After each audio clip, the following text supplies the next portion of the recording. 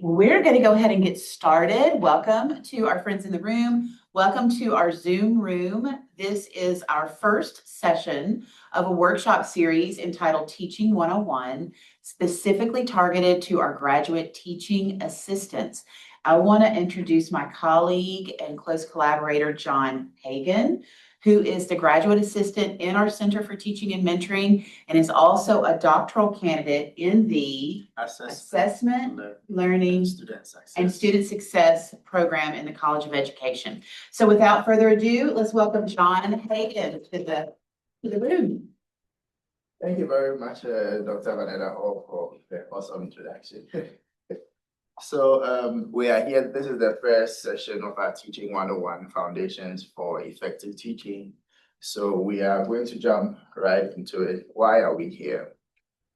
The prerequisite for teaching in higher education is specifically to know the content. Once you know the content, you qualify to teach.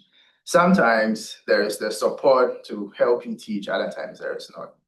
So MTSU, together with the Center for Teaching and Mentoring, we are committed to helping our faculty and our GTAs to better teach the tasks that we have, entrusted to them. So that is why we are here, right? We are here to have foundational support for teaching.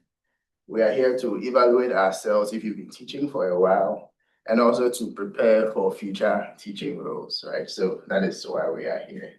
So we are going to jump right into it. Effective teachers. What do effective teachers do? I want you to take a minute to think about the star professor you had, right? Think about a thing or two that they did that makes you think that they are effective teachers. Just spend a minute to think about that.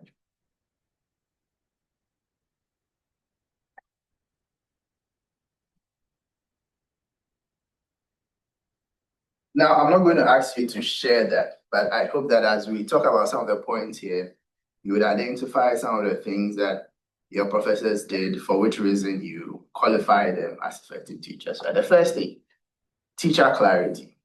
Effective teachers are clear. They are able to move their students from confusion to clarity, right? They are clear on what it is the students need to know. They are clear on expectations for assignments and everything. All of that is extremely clear. The next thing effective teachers do is formative assessment.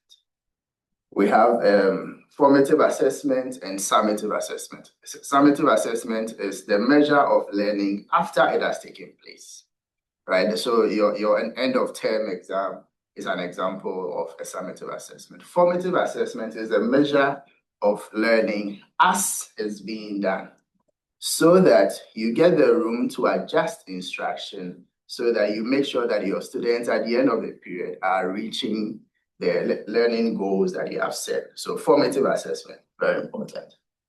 The next thing is feedback. So teacher, being clear as a teacher, you are having the goal, the expectations, it's all clear. Formative assessment points the way. This is where we are going. Feedback shows you how you get there. So as an effective teacher, you are giving both positive and negative feedback. Positive feedback, you are identifying the good things that your students are doing, and you are encouraging them to keep doing it. Negative feedback, you are pointing areas for growth. These are points where you want your students to spend more time so that they can grow and reach the goals that you have set as being clear as a teacher, right? The next thing is response to intervention. Like I said, in informative assessment, you are measuring learning as it's being done. So response to intervention, you're able to adjust. For instance, you identify that one student needs extra material. One student needs one-on-one sessions with you. One student needs to be referred to the tutoring center or to the writing center. That is the response to intervention. All of this together forms collective teacher efficacy. And this is a research by John Haidt. So today we are talking about challenge and explanation. What is that? we're going to find out. Challenge in education is providing difficult work for your students so that they can engage in healthy struggle because they are thinking deeply. We are challenging our students because we want them to think deeply, and that helps them engage in healthy struggle. Now, saying healthy struggle presupposes that there is unhealthy struggle, right? I remember back in school, we were taking an exam, and our invigilator was setting questions for the next class to take an exam in a couple of weeks. So he would type away, he would refer to his textbook, he would think deeply. Then after he was done, he relaxed in his chair and he was like, man, I have really set some questions. And he gave off an almost sadistic joy. He was happy that the students were going to struggle while they were answering the question. That is not the kind of struggle that we are talking about. We are talking about healthy struggle, one that makes our students engage in healthy struggle and think deeply, right? So we talk about the principle of reciprocal responsibility. Once you have high expectations of your students, you are required also to provide the support needed for them to reach those high expectations. That is reciprocal responsibility. And once we do that, there is limited stress. Okay, we challenge to inspire, not to overwhelm. The purpose of granting difficult work is to help our students think deeply so that they engage in healthy struggle. Challenge is to inspire, not to overwhelm. Think about what Daniel Willingham says about memory. He says that memory is the residue of thought. What we think about, we tend to remember. So when we challenge our students, we are making the information stick because they are constantly thinking about that. It's going to stick in their minds. Now, this is a diagram of what I'm talking about. Now we have the comfort zone, struggle zone, and panic zone. You realize in the comfort zone, there is low challenge, there is low stress because students are just having fun, There's not much thinking going on there, so there's limited learning. Right over there to the panic zone, there's high challenge, very high challenge, and there's very high stress. Why? Because there is no support. They are being challenged simply to be overwhelmed, not to inspire. So because of that, there's a cognitive overload and there's limited learning. What we are aiming for when we want to challenge our students is this sweet spot right here. High challenge, low stress. Why? Because we are supporting them. We are clear in our instructions, right? There's thinking required and that leads to effective learning. Now, we know for a fact that we have different students. We have those who are, really good, those who are okay, and those who are struggling. And that brings about the concept in education called differentiation. What is that? Before we talk about differentiation, let's talk about what it is not, right? Differentiation is not setting low standards for some students. This particular student is struggling a bit, so I don't expect him to reach there. Let's just keep things simple. No, that is not differentiation. It is also not challenging your most able students. So then what is differentiation? It is adjusting instruction, right, to match the ability of diverse students while maintaining the same learning objective for all. Differentiation, once again, is adjusting your instruction to match the ability of the different students that you have while you are maintaining the same learning objective. So I like this picture right here. All of them need to reach this learning objective. Johnny here needs a little help, so that he has a little extra support. Jane is fine because she's awesome. Now, how do you know this? You know this through formative assessment. Like I said, you are measuring learning as it's being done. So then you know your students, you know those who need some extra help, you know those who are fine. So that is differentiation. There are some psychological principles that come into play when we are talking about challenge. And one of them is the Pygmalion effect. It simply means that our actions are influenced by the expectations that people have of us.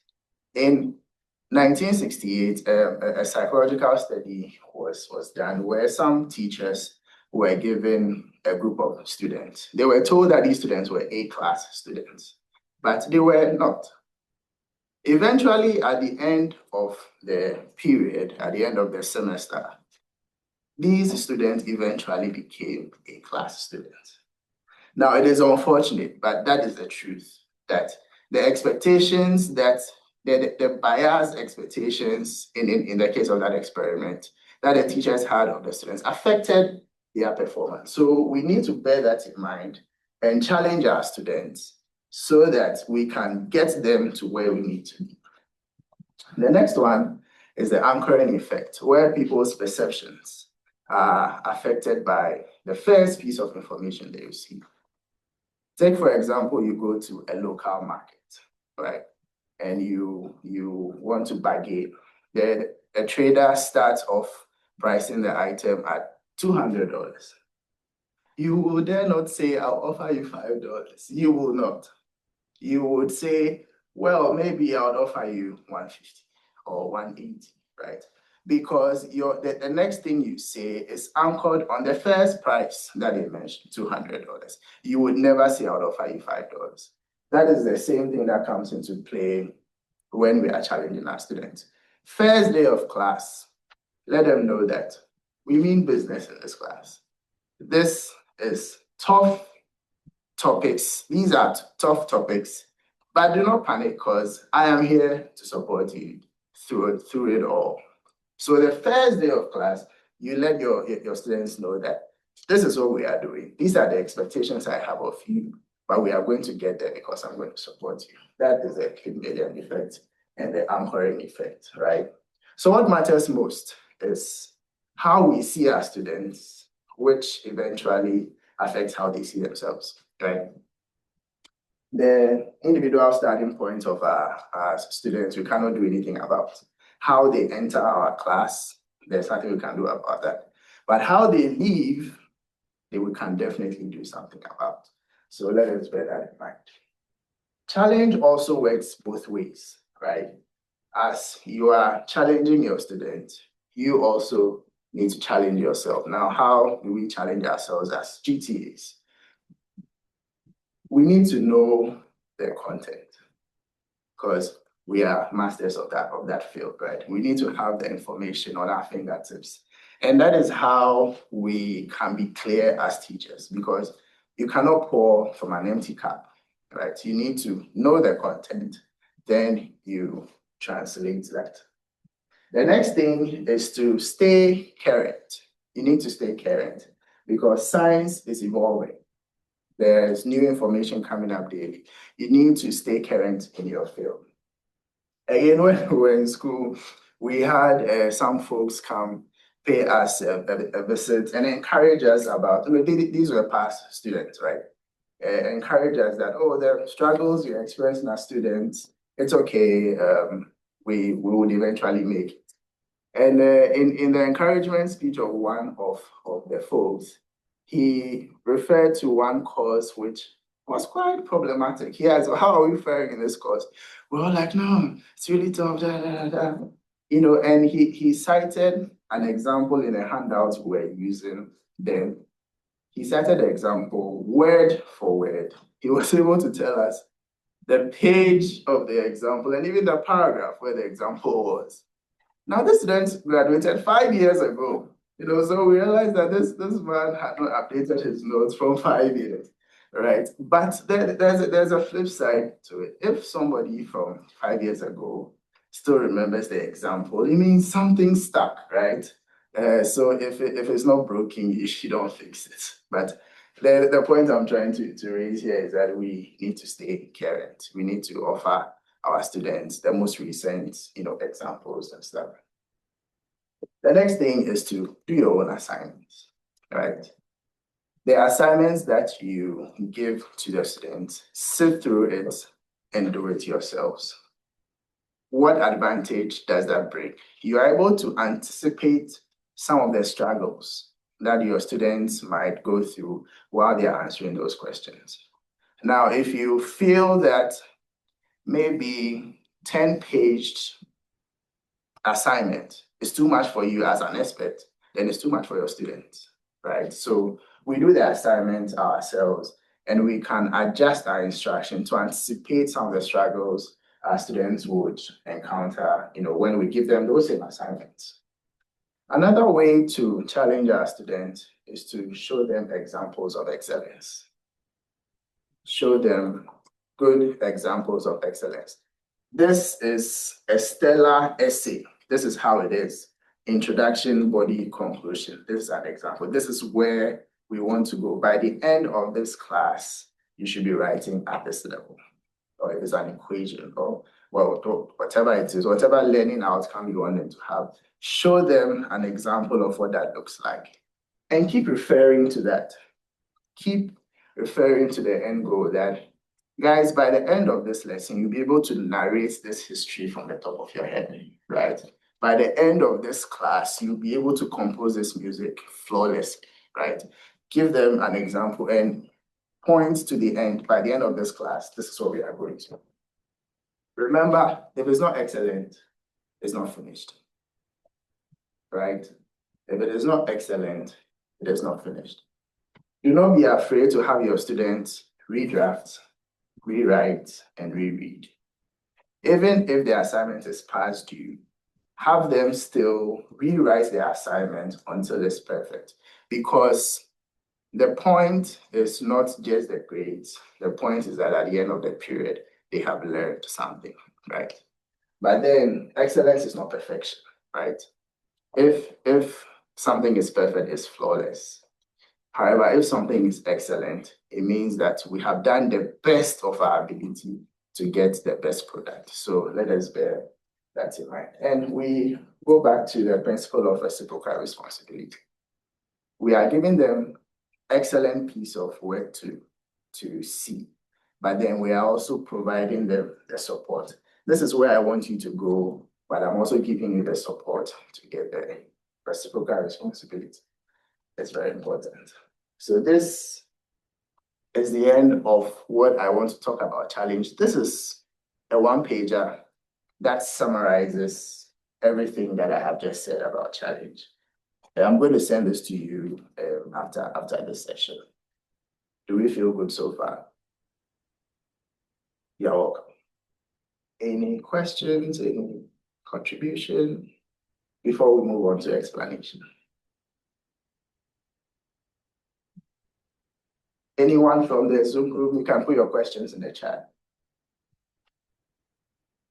You might also, I've put in the chat a couple of times, but I've only got one response. You might invite our Zoom participants to drop their name and department Right, yes. in the chat. Yes. So for our folks in the Zoom room, kindly drop your name and department in the chat so that we can reach out to you with these one-pages and other handouts from this session.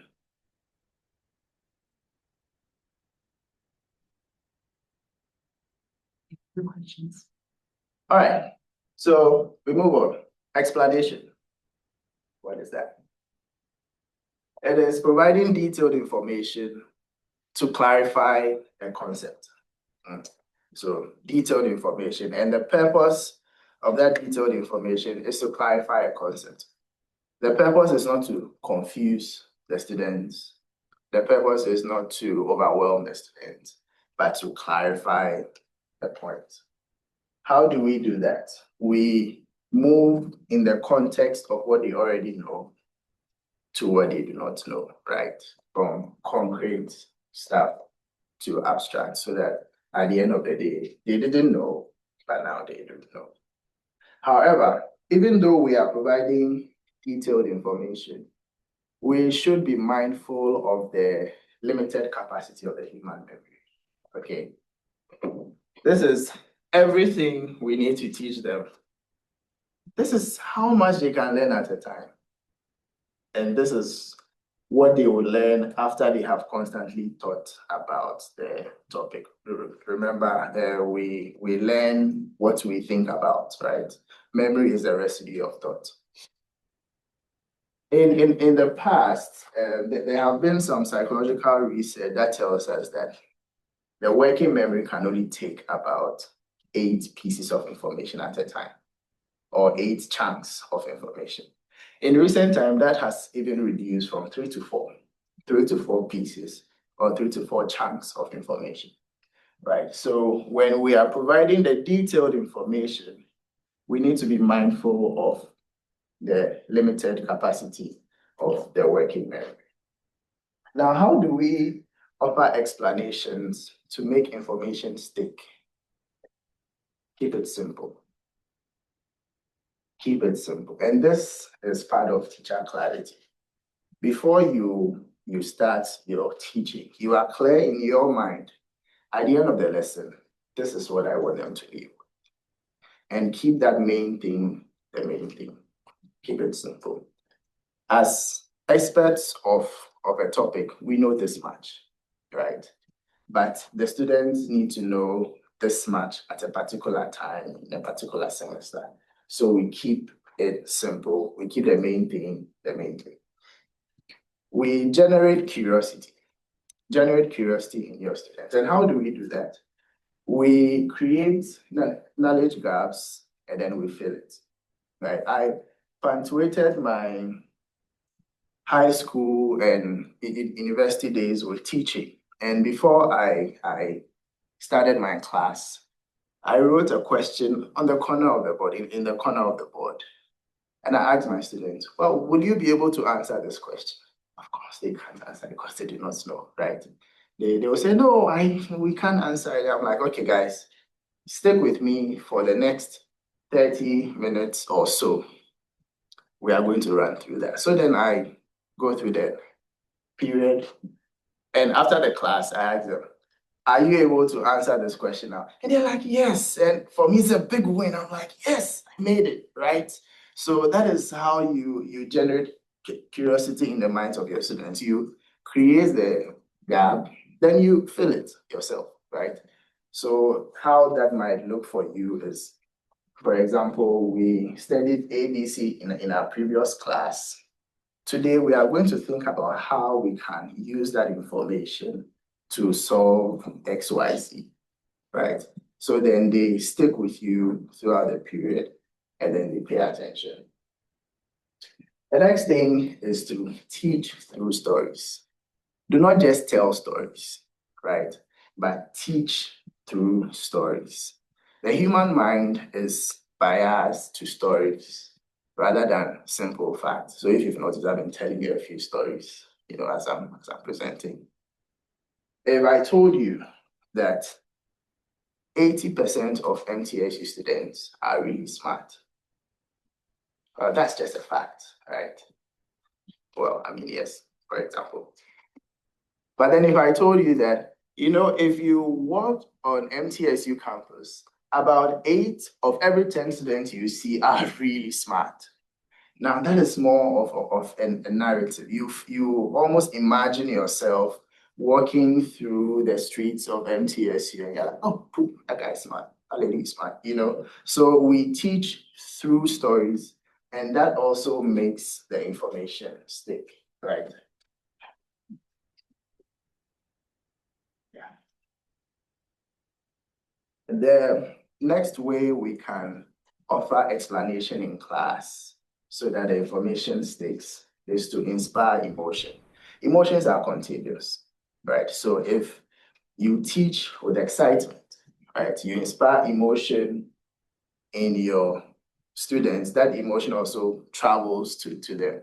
But if you are gloomy and you seem to be struggling with the content yourself, that also translates to your students. So we need to inspire emotion even as we teach, right? And then the next thing is to use activities, concretization.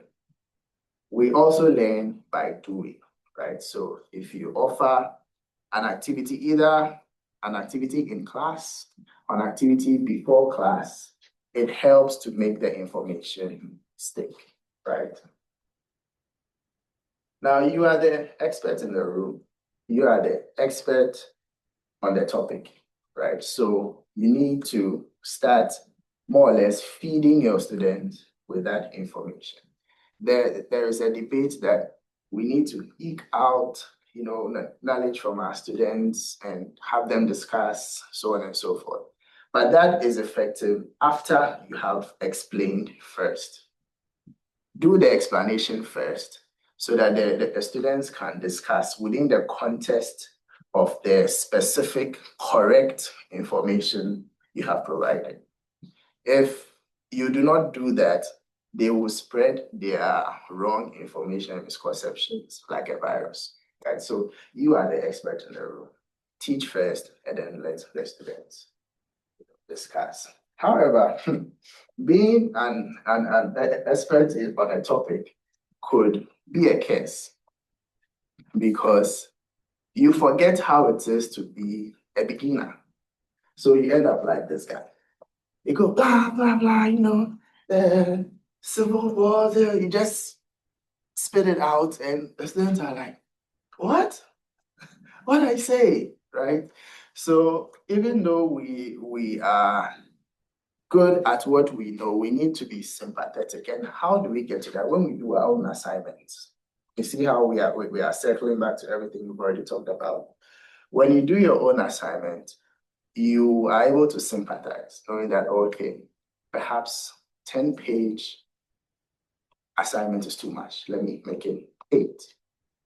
So we need to be sympathetic to our students as they are beginners of the topics that we already fully know, right?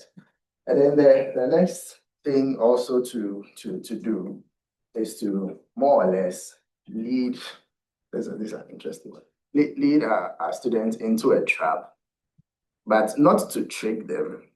But the purpose of this is to expose misconceptions on the topic and address it in class. For example, if you have a room and you suck all the air out of it, you drop a feather and a sledgehammer, which one drops first? Students are likely to say the hammer, but that is not true. They would all drop at the same time because you have sucked the air from the room. There is little air resistance. Gravity acts on all masses equally. So then you have thought, then you're like, oh, yes. So they will not have this misconception at a time when you do not want them to have it. That is in an exam.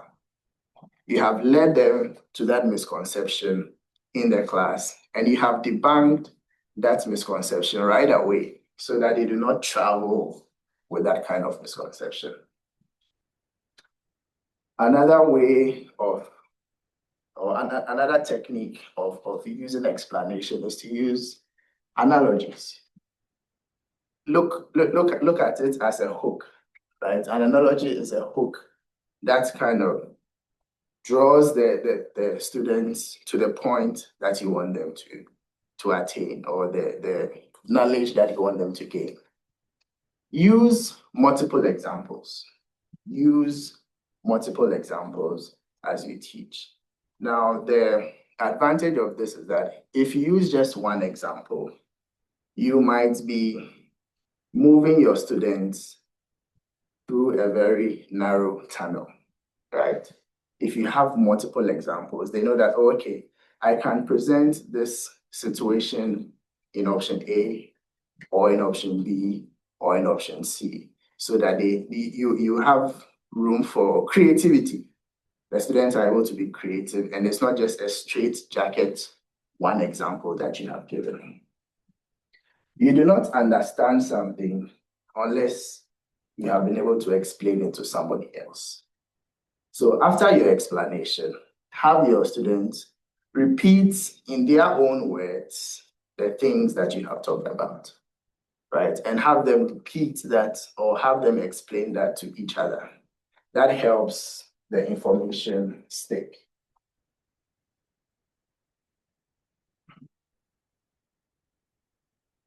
The final strategy in explanation is using body language and emphasis. When we were in school, there was this professor who explained things to us while he was teaching. And as he got to very important points that he wanted us to have in mind, he would hold his ear, like, are you paying attention? This is a very serious point. Listen to this. And I was sat in front there somewhere. And anytime he did that, I would put a marker in my notebook. Ladies and gentlemen, that never failed me. Anytime he did that, it meant that he was bringing that, topic in the exams because it was a core point of the topic he wanted us to leave with, right? So have cues as you are teaching, okay? When the point is very important, stress on it, use body language, use various cues to make sure that you are driving home the point to your students. And that brings us to the end of explanation. Now, this presentation was this much when I started, but I have kept the main thing, so that we are not overwhelmed. We have very simple, straight away pieces of information we can employ in our class tomorrow, even if we are teaching. So now I want you to tell me, what have you learned so far that you think you can do in your class if you were teaching tomorrow? Anything, those in the room? Any strategy, any one thing or two that I have said that you're like, okay, I could actually do this? The body language thing is actually really good. I mean, I know, granted, it's the last thing I'm trying to pull it. Yeah. Like, it creates like a big pattern, and then, like a Pavlov kind of thing, that's like, Yeah. you signal, hey, this is a Yes. bigger point, you kind of Pavlov your students a little bit. Right, yes, exactly, Pablo, that is very important. Thank you. Any information from the Zoom? Yes, sir. I like the idea of using narrative as a tool of expression or a tool of transmission, Yeah, where it could just be boring facts that Yeah. you're translating to them, or you could put it in the context of something that's intriguing and it sticks and it allows creativity to kind of run with it. no, yes, absolutely, thank you. It is always really exciting for students to feel like they know more than the teacher in certain like periods of class time. I know that for myself, there are a number of examples in my own classes where a teacher will sort of diverge from the class topic at hand or go on a tangent. And they'll say, well, what was your experience with this historical event or something like that? And that gives the students the opportunity to contribute to the Right. curriculum in like these personal ways. It makes them feel like they're part of the teaching process, Sure. but it also allows them to understand that they too can have the understanding that the teacher has, Yes, you know, hopefully. Right, sure, thank you. All right, guys, so this is a one-pager summary of most things that I have talked about, which I will send to you after this session. Next session, oh, yeah, any questions? Pretty clear, right? Simple. So our next session will be on the 5th of March, on a Thursday. We are going to talk about these other two principles of effective teaching. I hope you join us that time too. Thank you very much for spending time with us, and see you next time. Thank you, John.